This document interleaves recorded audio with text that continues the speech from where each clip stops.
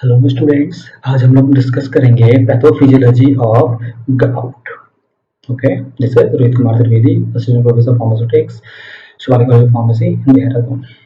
Let's start our today's topic. हाँ, तो इन basic introduction जब हम लोग बात करेंगे कि गाउट होता क्या है, तो ये एक इन्फ्लामेटरी डिसीज है। ठीक है, जिसका जो मेजर रीजन है वो है हमारा monosodium urate crystal deposition in our joints. ठीक है, gout, it is a inflammatory disease caused by monosodium urate crystal deposition in our joints। Basically जो गाउट का रीजन है वो मोनोसोडियम यूरेट क्रिस्टल का डिपोजिशन की वजह से हमें गाउट हो जाता है। और बेसिकली जो डिपोजिशन है वो हमारे जॉइंट्स में होता है। ठीक है, चाहे नीज की बात करें, फिंगर्स की बात करें, फीट्स की बात करें, एल्बोज की बात करें। ठीक है, तो इन जॉइंट्स में धीरे धीरे धीरे ये मोनोसोडियम यूरेट क्रिस्टल्स एक्यूमुलेट होने लगते हैं, डिपोजिशन होने लगता है, और उसकी वजह से वो जो अफेक्टेड एरिया है वो एरिया हमारा रेड होने लगता है, हॉट होने लगता है, और वहाँ स्वेलिंग होने लगती है। ठीक है, और इसके साथ साथ बहुत ही सीवियर पेन भी होने लगता है। ठीक है, उन क्रिस्टल्स के डिपोजिशन की वजह से। और क्रिस्टल कौन से हैं? Monosodium urate crystals. ठीक है, अब हम शुरुआत से बात करें तो इन मोनोसोडियम यूरेट क्रिस्टल्स के बनने का जो मेजर रीजन है वो है यूरिक एसिड। ठीक है, excessive amount of uric acid production. ठीक है, जनरली हम जो इसकी जो एक्सेसिव अमाउंट है, अगर वो 7 mg पर डेसीलीटर से ज्यादा हो जाती है तो उसको हम लोग जनरली ज्यादा या ग्रेटर अमाउंट मानते हैं। ठीक है, अब इस अमाउंट पे जो हाइपर यूरेसीमिया जो कंडीशन है, हाइपर यूरेसीमिया वो कंडीशन है जिसमें कि हमारा यूरिक एसिड की जो अमाउंट है वो उसके नॉर्मल काउंट से ज़्यादा हो जाता है। और हम लोग बात करते हैं जनरली, कुछ बुक्स में लिखा हो सकता है कि 6.8 माइक्रोग्राम्स पर डेसीलीटर या 7 mg पर डेसीलीटर। ठीक है, तो आप उसको 6.8 माने, 7 माने, बोलने का मतलब ये है कि नॉर्मल से अगर यूरिक एसिड ब्लड में ज्यादा हो जाता है तो that condition is called as hyperuricemia. अब इसकी वजह से क्या होगा, ये मोनोसोडियम यूरेट क्रिस्टल्स बनेंगे। ठीक है, वो सोडियम आयंस के साथ में रिएक्शन करके मोनोसोडियम यूरेट क्रिस्टल्स बनाते हैं। और ये जो शार्प नीडल लाइक क्रिस्टल्स जो फॉर्म होते हैं वो हमारे जॉइंट्स में और किडनीज में एक्यूमुलेट होने लगते हैं। ठीक है, किडनी स्टोन्स की फॉर्म में, और हमारी जॉइंट्स में भी। ठीक है, बोन्स जो हमारी बॉडी में जितने भी जॉइंट्स हैं। ठीक है, और जॉइंट्स में इसका एक्यूमुलेट होने का मेजर रीजन क्या है, जो डिपोजिशन है वो जनरली उन एरियाज में होता है जहाँ पे ब्लड फ्लो स्लो होता है। ठीक है, जैसे कि हमारे जॉइंट्स हम लोग बोल सकते हैं। ठीक है, और ये कंडीशन धीरे धीरे आगे अर्थराइटिस को भी डेवलप करती है। ठीक है, अर्थराइटिस हम लोग ऑलरेडी डिस्कस कर चुके हैं। अगर इस फिगर में अगर आप ऑब्जर्व कर सकते हैं तो यहाँ इस जॉइंट पे यूरिक एसिड क्रिस्टल्स एक्यूमुलेट होने लगे हैं, और वहां पे फिर उस वजह से इन्फ्लामेशन शुरू हो जाता है। ठीक है, अब इन्फ्लामेशन शुरू हो गया तो धीरे धीरे उस एरिया में रेडनेस, हीटिंग और स्वेलिंग और सीवियर पेन होने लगता है। ठीक है, तो ये जनरल इंट्रोडक्शन आपको याद रखना है। अभी मैंने कुछ फिगर्स दिखाने की कोशिश करी है आपको। अगर आप यहाँ पे ऑब्जर्व करें, ये जो एरिया है हमारे पेट के जो फिंगर्स हैं उनका, यहाँ पे ये यूरिक एसिड या मोनोसोडियम यूरेट क्रिस्टल के एक्यूमुलेट हो गए हैं। ठीक है, और अल्टीमेटली इस तरीके की सीवियर कंडीशन भी हो सकती है जिसमें परमानेंटली डिफॉर्मिटीज हमारे फिंगर बोन्स या स्पेसिफिक फीट्स वगैरह में हो सकता है। ठीक है, तो अब हम लोग आगे चलें। एक ये पूरा प्रोसेस चार्ट है, ये प्रोसेस चार्ट आपको अच्छे से समझना है, इसको याद भी करना है। ठीक है, कोई क्वेश्चन हो तो आप पूछें, हम इसको डिस्कस करते हैं। ठीक है, कि जनरेट कहाँ से हो रहा है। ठीक है, तो जो प्यूरिन्स हैं, प्यूरिन्स हम सभी ने सुना है, तो जो प्यूरिन्स हैं वो प्यूरिन्स बेसिकली हमारे न्यूक्लिक एसिड का इंटीग्रल पार्ट है। ठीक है, अब जब न्यूक्लिक एसिड का ब्रेक डाउन होता है, जब ये टूटता है तो प्यूरिन्स जो हैं वो यूरिक एसिड में कन्वर्ट होते हैं। ठीक है, यूरिक एसिड में कन्वर्ट होते हैं, और ये जो यूरिक एसिड है वो हमारे यूरिन के थ्रू हमारी बॉडी से बाहर निकलता है। ठीक है, पर यहाँ पे ध्यान रखने वाली कंडीशन है, जो ये यूरिक एसिड है इसकी जो सोलिबिलिटी है वो बहुत ही कम होती है। ठीक है, बॉडी फ्लूइड्स में। अब जब इसकी बॉडी फ्लूइड्स में सोलिबिलिटी लिमिटेड रहेगी तो इसका जो एक्सक्रीशन है वो स्लो होता है। ठीक है, अब जब इसकी सॉल्युबिलिटी कम होगी और अगर ब्रेकडाउन न्यूक्लिक एसिड का ज्यादा हो जाता है तो ज्यादा प्यूरिन्स बनेंगे। जब ज्यादा प्यूरिन्स बनेंगे तो ज्यादा यूरिक एसिड बनेगा। जब ज्यादा यूरिक एसिड बनेगा तो वो नॉर्मली बॉडी से एस्केट आउट नहीं हो पाएगा और वो बॉडी में एक्यूमुलेट होता चला जाएगा। ठीक है, प्रेसिपिटेट होके एक्यूमुलेट होता चला जाएगा, और वो कंडीशन हमारी ये कहलाती है हाइपर यूरेसीमिया। ठीक है, अभी हम लोग डिस्कस ऑलरेडी कर चुके हैं। तो जो हाइपर यूरेसीमिया की जो कंडीशन है, तो जनरली ये वो कंडीशन है जब यूरिक एसिड की अमाउंट 6.8 माइक्रोग्राम डेसीलीटर से ज़्यादा हो जाती है। ठीक है, 7 mg माइक्रोग्राम्स पर डेसीलीटर भी हम लोग बोल सकते हैं। ठीक है, और जो ये हाइपरयूरेसीमिया की जो कंडीशन है, इसमें जो यूरिक एसिड है, तो जनरली जो हमारा बॉडी का जो फिजियोलॉजिक पीएच है 7.4, जो हम लोग बोलते हैं नॉर्मल जो हमारा पीएच होता है 7.4, 7.35 टू 7.45 और मीडियम लेकर के हम लोग बोलते हैं 7.4। ठीक है, तो इस पीएच पे जो यूरिक एसिड है वो यूरेट आयंस में कन्वर्ट होता है। ठीक है, और ये यूरेट आयन कौन से हैं?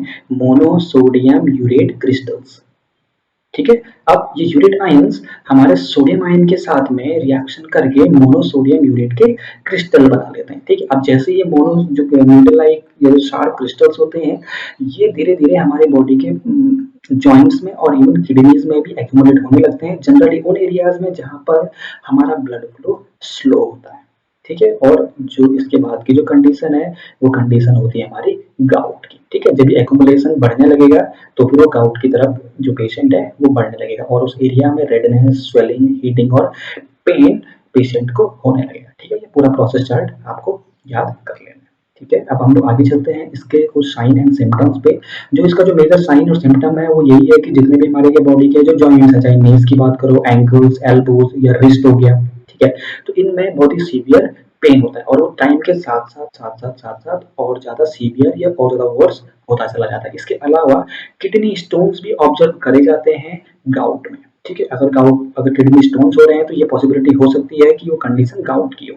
ठीक है, इसके अलावा लम्स वगैरह फॉर्मुलेशन होने लगता है और जो बिग टो है, ठीक है, अगर एकोमोडेट हो रहा है तो इसमें काफी सारा पेन, सीवियर पेन होने लगता है। ठीक है, तो ये कुछ साइंस एंड सिम्टम्स हैं जो आपको ध्यान में रखने हैं। आगे हम लोग एटियोलॉजी की बात करते हैं, तो एटियोलॉजी में हमेशा वही एजेंट आएंगे जो कि हमारी बॉडी में मोनोसोडियम यूरेट क्रिस्टल के अमाउंट को बढ़ाएंगे, चाहे तो प्रोडक्शन उसका बढ़ाएं चाहे वो उसका एक्सक्रीशन स्लो कर दें। अगर प्रोडक्शन बढ़ाएंगे तो अमाउंट बढ़ेगी, और अगर उसकी जो क्लियरेंस या जो एक्सक्रीशन का जो रेट है अगर उसको भी कम कर लिया जाएगा तो फिर भी मोनोसोडियम यूरेट क्रिस्टल्स हमारे बॉडी में बढ़ने लगेंगे, उनकी अमाउंट नॉर्मल से ज़्यादा बढ़ने लगेगी, जो कि हमारे हाइपरयूरेसेमिया की कंडीशन है। ठीक है, और फिर पेशेंट को गाउट की कंप्लेन रहेगी। ठीक है, तो एटियोलॉजी में हम लोग बात कर देते हैं। पहला है हमारा कि अगर हम लोग ऐसा फूड कंज्यूम करते हैं जिसकी वजह से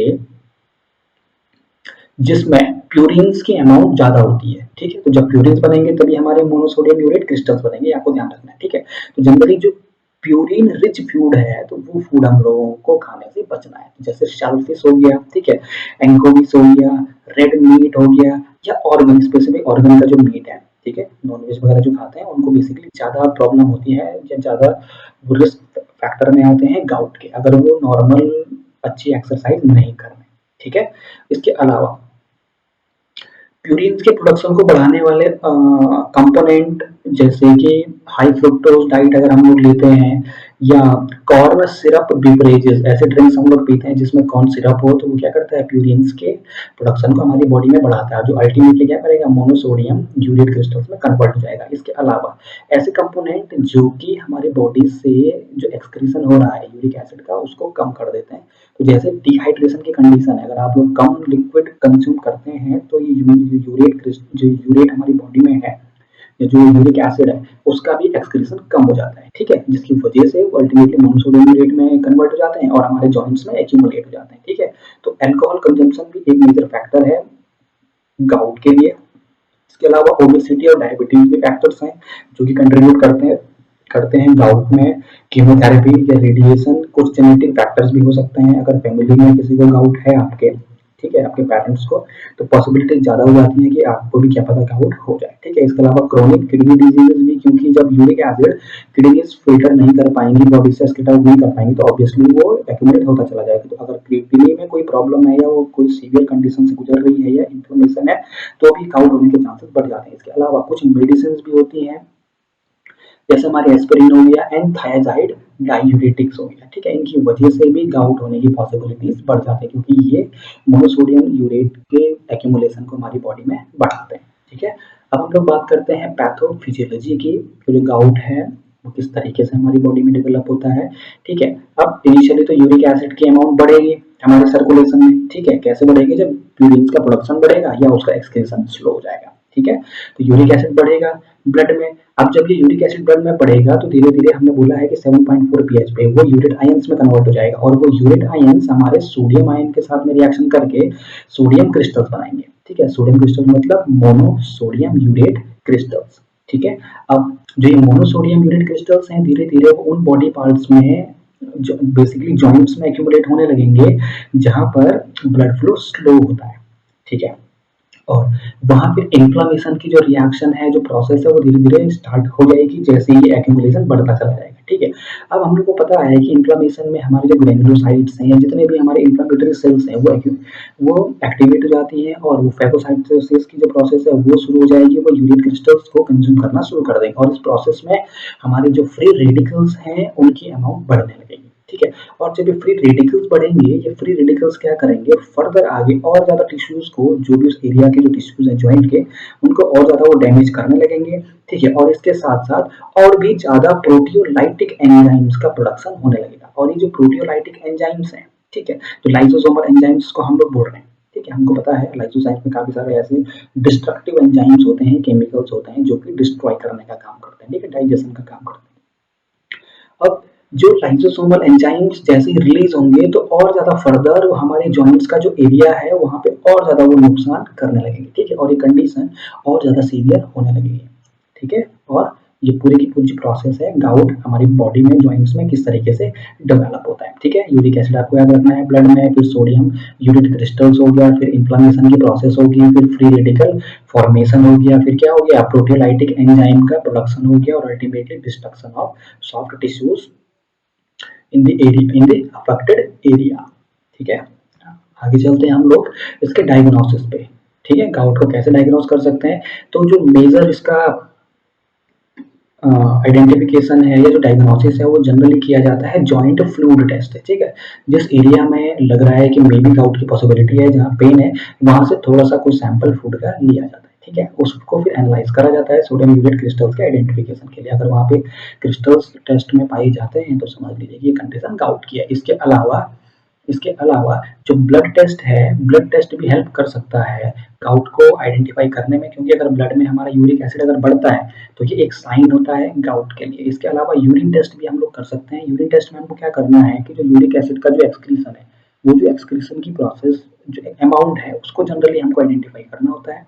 तो अगर यूरिक एसिड कम एक्सीड आउट हो रहा है तो पॉसिबिलिटीज हैं कि गाउट में वो कन्वर्ट हो सकता है, ठीक है। इसके अलावा जो फिजिकल जो एक्सरे है पर्टिकुलर एरिया का, उसको भी निकाल करके हम लोग ये डायग्नोस कर सकते हैं कि this area is suffering from gout, ठीक है। अब हम लोग इसके प्रिवेंशन मैनेजमेंट एंड ट्रीटमेंट की बात करते हैं, ठीक है। तो सबसे पहले तो आप लोगों को ये करना है कि काफी ज्यादा जो आपका फ्लूइड इनटेक है, ठीक है, जितना भी लिक्विड आप लोग कंज्यूम कर रहे हैं, चाहे वाटर है चाहे कोई जूस है, आप उसको बढ़ा लें, ठीक है। वाटर इनटेक है, क्योंकि जितना ज्यादा फ्लूइड पियेंगे तो उतना ज्यादा यूरिक एसिड आपकी बॉडी से बाहर निकलेगा, ठीक है। तो आपको ये फ्लूइड इनटेक बढ़ाना है। इसके अलावा प्रोटीन रिच डाइट जो भी है उसको आप लिमिटेड कर दें। मतलब ऐसा नहीं कि आप सिर्फ प्रोटीन रिच डाइट खा रहे हैं, बहुत ज्यादा नॉनवेज वगैरह आप लोग खा रहे हैं और उसके बाद फिजिकल एक्सरसाइज नहीं है, ठीक है। अगर नहीं करेंगे आप फिजिकल एक्सरसाइज या बहुत ज्यादा प्रोटीन आप लोग कंज्यूम करेंगे तो वो फिर धीरे धीरे यूरिक एसिड क्रिस्टल जॉइंट्स में एक्यूमुलेट होने लगता है।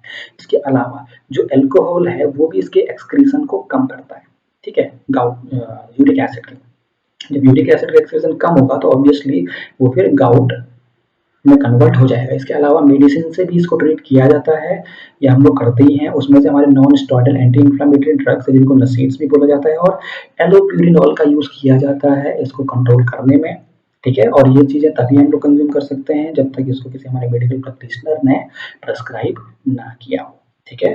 तो this was all about gout and its pathophysiology. Thanks for watching. This is Rohit Kumar Trivedi, institute of pharmaceutics, Shivalik college of pharmacy, Dehradun. Bye bye.